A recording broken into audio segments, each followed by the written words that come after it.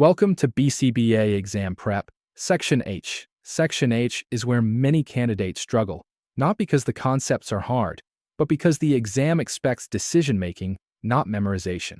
This section tests whether you can take assessment results and turn them into real intervention decisions. What goals to write, what interventions to select, how to implement them, and how to decide what to change when things don't go as planned. If you can think like a BCBA here, Section H becomes very manageable. To win Section H questions, always think in sequence. First, what do we know from assessment? Second, what intervention logically follows from that information? Third, is this feasible, ethical, and socially valid? And finally, what data tells us what to do next? Most wrong answers in Section H skip a step or jump ahead too quickly. Section H covers the full intervention cycle. You'll be tested on goal development, intervention selection, replacement behavior, managing side effects, preventing relapse, making integrity and effectiveness decisions, and collaborating with others. Think of Section H as the bridge between knowing behavior analysis and doing behavior analysis. H.1 focuses on writing goals that actually guide treatment. Goals must describe observable behavior, specify how it will be measured, and include clear criteria. On the exam, goals that sound nice but can't be measured are almost always wrong. If you can't collect data on it, you can't evaluate it, and the exam expects you to catch that. This slide is a classic exam trap. The test often gives you several goals and asks which one is best. The correct goal will always be objective, measurable, and socially meaningful. Watch out for internal states like be calmer or be more cooperative. Those are descriptions, not behaviors. Now we move into intervention selection. In Section H, you never pick an intervention just because it's popular or powerful. You start with assessment data, identify behavioral function, and then select an intervention that matches that function. The exam punishes favorite procedure thinking. This is one of the most important slides in Section H. The best intervention is not just effective, it's also implementable. If a plan requires expert-level staff, unlimited time, or resources that don't exist, it's not the best answer. On the exam, feasibility and contextual fit often decide between two otherwise correct options. This is one of the most heavily tested ideas in Section H.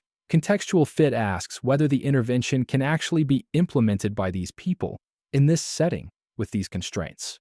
The exam often hides contextual problems in the STEM: limited staff training, time pressure, lack of materials, cultural expectations, or setting rules. A technically correct intervention that no one can implement is not the correct answer. This slide exists to help you reject perfect on paper, impossible in practice options. Anytime problem behavior reduction is discussed, Section H expects a replacement behavior. That replacement must serve the same function, be socially acceptable, and be efficient for the learner. A common trap is choosing an alternative that looks appropriate but is slower, harder, or less reliable than the problem behavior. If the alternative doesn't compete successfully, the intervention will fail, and the exam expects you to see that. This slide reinforces a non-negotiable BCBA principle. Suppressing behavior alone is never a complete intervention. BCBAs must teach what the learner should do instead. On the exam, answers that rely only on extinction, blocking, or punishment, without replacement teaching, are almost always incomplete. If the STEM says reduce behavior, the correct answer almost always includes skill acquisition. This slide tests your ability to anticipate risk. Even appropriate interventions can produce side effects like extinction bursts, emotional responding, or escalation. Section H questions rarely name these effects directly. Instead, they describe the outcome and expect you to recognize the risk. Strong BCBAs plan for these effects before implementation, not after. This slide shows how to reduce those risks. Once risk is identified, the exam asks, what safeguards are in place? Correct answers usually include dense reinforcement for alternative behavior, gradual changes, and safety planning. A classic wrong answer jumps straight into extinction without reinforcement or support. This slide teaches you that risk without mitigation is poor clinical judgment. Punishment is treated cautiously in Section H. If punishment is considered, the exam expects reinforcement-based strategies to have been attempted, replacement skills to be taught, side effects to be monitored, and clear stop rules. Any answer that uses punishment as a first-line or standalone strategy is almost always wrong. This slide shifts focus to long-term outcomes. Behavior change can relapse when contexts change, supports are faded too quickly, or old contingencies return. The exam tests whether you think beyond immediate reduction and plan for durability. Short-term success alone is never sufficient. Relapse prevention requires intentional planning, programming generalization, fading supports gradually, and using booster sessions protect behavior change over time.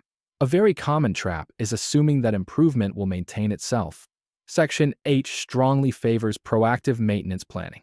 Before evaluating effectiveness, BCBAs must evaluate procedural integrity. If the intervention is not implemented as written, outcome data cannot be interpreted accurately. Low integrity can make a good intervention look ineffective, and the exam expects you to check this first. This slide represents one of the most important decision rules in Section H. When outcomes look poor, the correct sequence is check integrity, improve training or support, remeasure fidelity, and then evaluate effectiveness. Changing the intervention before addressing integrity is a classic exam error. Once integrity is adequate, effectiveness can be evaluated. The exam expects you to consider level, trend, variability, and goal attainment, not isolated data points. Meaningful, stable change matters more than small improvements.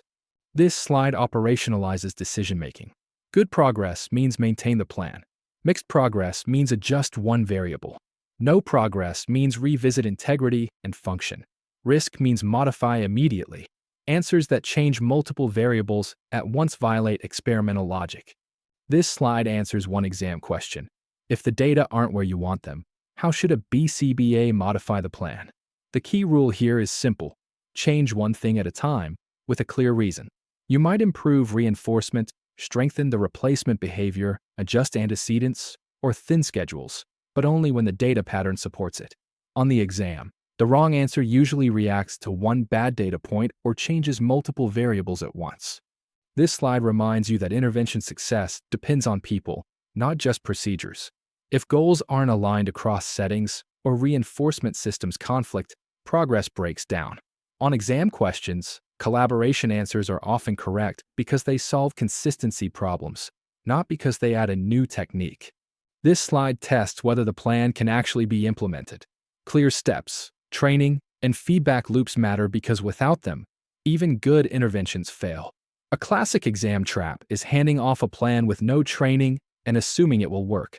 Usability is part of contextual fit.